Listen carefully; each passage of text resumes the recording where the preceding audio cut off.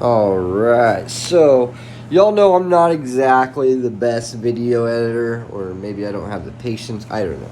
Anyways, so I'm going to just do this in a series of videos. So this is going to be the first episode of the margin tutorial.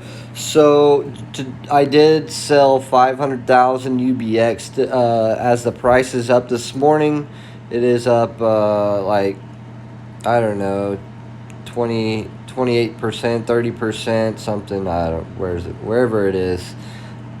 Scrolling past, 42% right now. So I went ahead and sold 500,000 of them. Nothing crazy, but I figured, I can go ahead and start the margin video. I needed some cash to do that.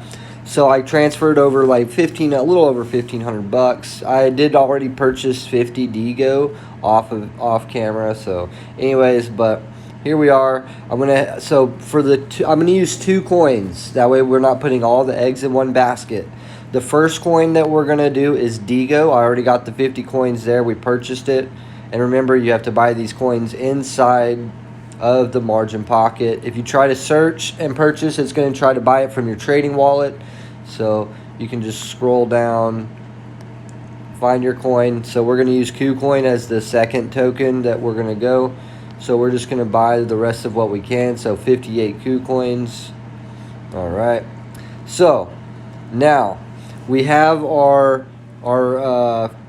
position, and that's with we have not borrowed any money yet. We're still only on our original. You can see total assets up at the top here, 1,542 bucks. So that's what we're starting this little short series with, as we start to kind of talk a little bit about more about the margin. So now, if we want to buy more coins on top of what we have, see, we only have 1,500 bucks, but we need more buying power, right? Because that's just not enough, right? So we can go into USDT, and down at the bottom in the middle there, you can see the borrow icon. So right now we could borrow up to $13,847. This is around exactly where I started at back at the beginning. I remember I was at work, and I showed one of my coworkers. I was like, look how much I can borrow. I can borrow $13,000. Actually, I think it was $14,000 at that point. And I actually pressed the borrow, and I about panicked because it actually allowed me to borrow that amount of money. And I was like, oh my gosh. So I paid it back immediately. And I was like, wow. Okay. So what we're going to do is we're going to borrow $2,000. Since we have 1,500, we can pretty safely borrow $2,000. Okay, so we want to go ahead and unselect 7 and 14 days, that because we want to borrow it for the 28 days, just in case it doesn't perform immediately. So it gives us a little bit more time. The interest rate is a little bit higher, so you'll have to check the rates. I'm not even going to bother checking the rates, because I do feel like the gains that I'm going to incur from this money will actually outperform the gains. So you can see the debt ratio is at 56%.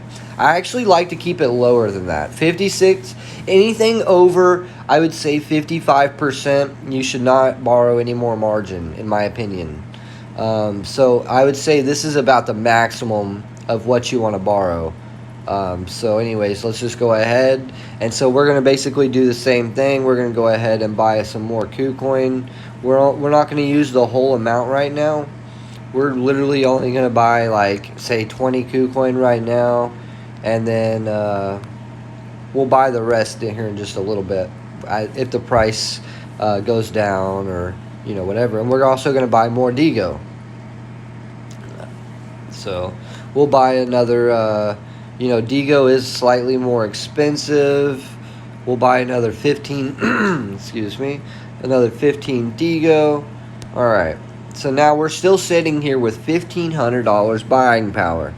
So if KUCOIN decides it's going to go down a little bit more, we can go ahead, and it is looking like most likely it will go under that $13 mark. We might even be able to scoop it up closer to $10. So we're going to go ahead and try to hold some buying power, because we would obviously like to get in at the best price. However, that's not guaranteed. That's why we did go ahead and jump in with about half of the position now, because ultimately It really don't matter much.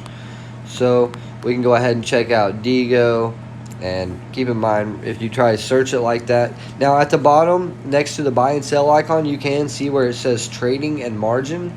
You can click on the margin and go straight to margin there. So just keep that in mind.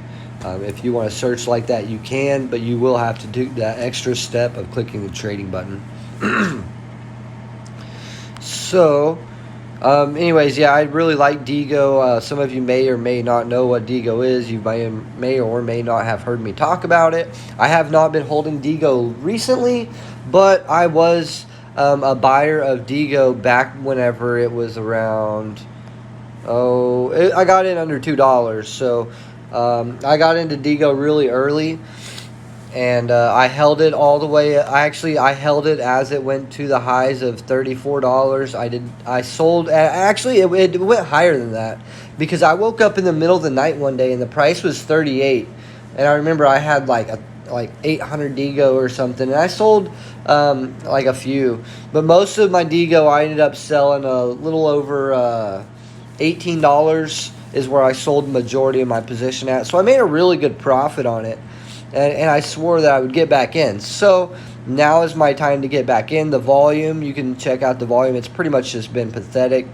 So, yeah, I'm going to go ahead and jump back in, and we'll see what happens. There's a very, very low supply. The market cap is decently high, but when we're talking about margin coins, it doesn't really matter as much, because we're just trying to trade these.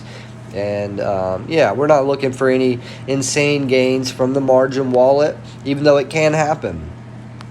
For example, whenever I bought Digo, it was not a marginable coin, and so and it also was not listed on Binance. So as I was holding it, it got listed on Binance, and also it got added to the margin on KUCOIN. So that was a reason why I made a pretty good amount of gains on that. So anyways, we're going to go ahead and end this first video here. So this video is not too long, but you guys can literally see that's just exactly how I would do it. I'd go in and find whatever coins that I think have the best growing potential out of the margin pocket.